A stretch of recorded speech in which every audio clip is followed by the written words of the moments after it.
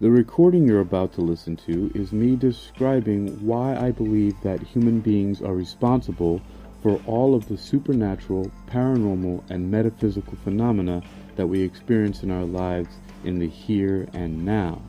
It was recorded on February 24th, 2019 in Hangzhou, China.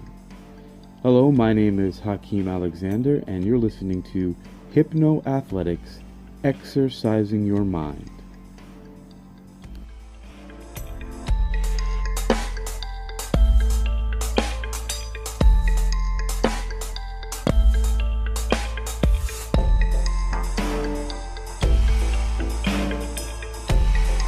Well, here's an interesting takeaway. I mentioned this to you before, but this is something you should really look into.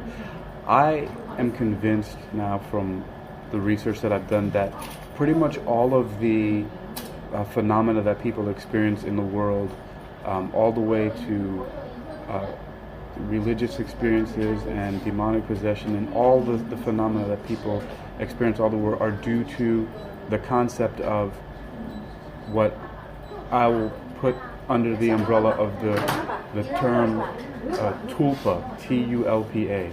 And a tulpa is a concept from Tibetan mysticism that simply means a mind-made body.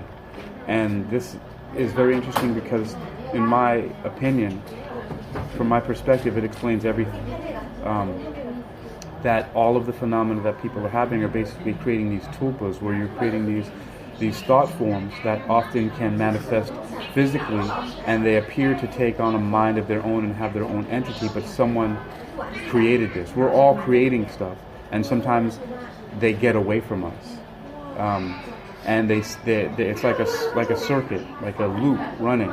And so that's why a lot of hauntings, when people see them and things like that, they do the same thing over and over again. And it's interesting because these thought forms can take on such intricacy that sometimes they respond, like they have programmed responses, almost like an algorithm to different stimuli. So, for example, when different people, certain energy that they bring, the tulpa will respond in a certain way, and so it seems like it has an intelligence and a life of its own, but it's simply because a lot of times people that separate these things from themselves, and a lot of times it's unconsciously, they're also unconsciously creating an entire neural network of information for these things to operate. And some people do it intentionally. They create these mind-made bodies or tulpas on their own. But the point that I'm making is that I actually have gotten away from the belief that these disembodied entities are spirits from the afterlife coming back to haunt people. The afterlife is, and what happens to people when we die, I'm convinced for now that we don't have time for this shit anymore. That people aren't coming back to do hauntings or fucking around with stuff. Like you get into a completely different level of consciousness, and although it may exist, they're not bothering to come back and interact with this shit. Once people die, they're like, oh my god, like, why would I bother going back to that place? But we here on this plane, we're creating that stuff, and it seems like we're creating that. It seems like there are demons, and for all intents and purposes, they are demons.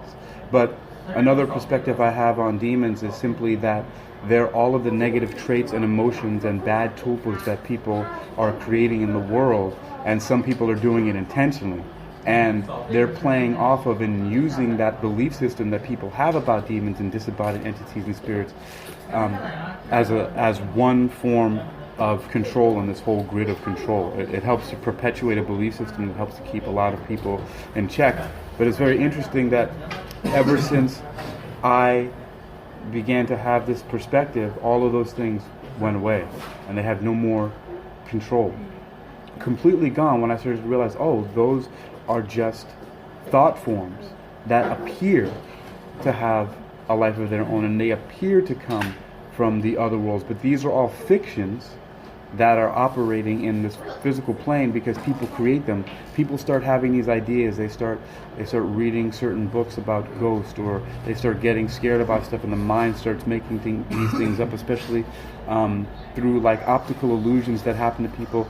A lot of times what the mind does is that when it doesn't understand something, it creates a story behind, like, why am I seeing this thing, that it looks like a body or a ghost, and then those things then build upon themselves, and sometimes they detach from people, or people intentionally detach these stories, and then people write books about it, and there's movies now, and that's why you even have like alien abduction stories, and nobody ever has any evidence of this stuff. It's happening to people, but again, they're just simply mind-made by people.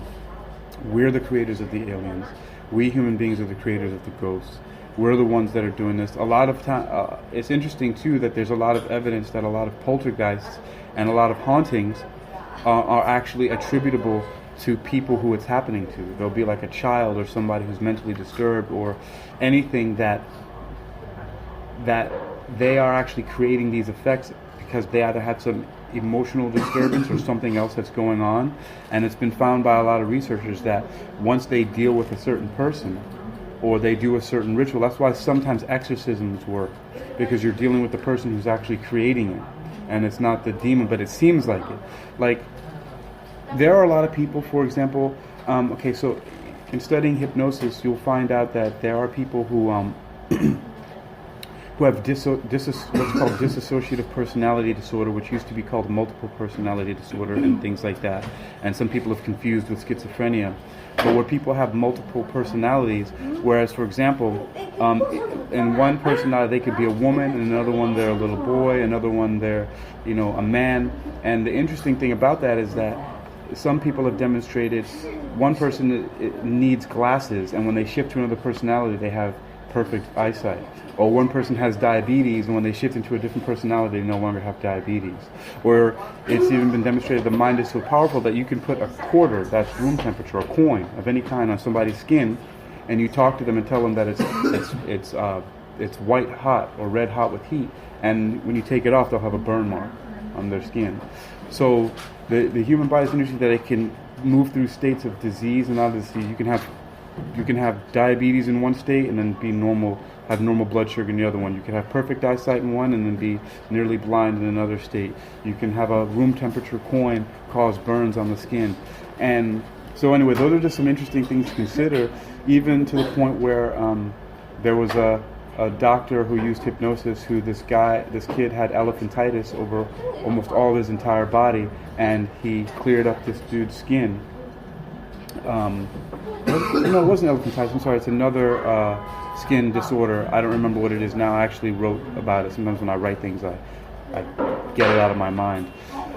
But so it's very interesting. Anyway, I'm still exploring that idea, but I just think it's fascinating. I'm not saying that it's the absolute truth and that it has to be even true, but it appears like that from my perspective, and especially the effects that it's had in my life, where I no longer have issues with any external entities like giving me a scare or even having any negative influence on me ever since I started looking at that perspective. So I think it's fascinating. And on the haunting of the hospital and the different places that you may go to and have these things happening, it's not necessarily that there were demons throwing those porcelain things around, or even demons in the normal sense of what people think they are, throwing a stretcher at Lausanne. Either your boyfriend at the time, he thought that there were demons, and so maybe even read stories about them and was doing rituals to try to conjure them. And when you do that, you actually do, because you're starting to read about their personalities, and you're reading about the powers that they have and the things that they can do, and so you create a tulpa for that. Or people who were at the hospital before, maybe there was somebody who was there, people who have mental conditions, and I'll just leave with this because I got to go do my thing, but Dr. Andrew Weil, in his book called The Natural Mind, talked about how to the same extent that... Yes, I know. Thank you. To the same extent that a negative psychotic person can be a burden to society, to that same extent a positive psychotic can be an asset. And that the National Institutes of Health would be the last American institution to realize the positive potential of psychosis. He said a potential so overwhelming that he's willing to say that psychotics are the evolutionary vanguard of our species because they have the ability to change reality simply by changing their mind. And so it's very interesting that if you're in a hospital and there are people who have that ability, whether it be negative or positive, they can be an asset or a burden, they have this ability to change reality by changing their mind. They can create tulpas so powerful and leave them because that's what they believe. That's my thesis about a lot of things that are happening, that we are creating them. And the more powerful of a creator you are, whether it's because you're psychotic or you're just a very highly skilled meditator, those are the things that are happening. All right. Okay. See you later. Off to class. Tulpa, T-U-L-P-A. Look that up, yeah.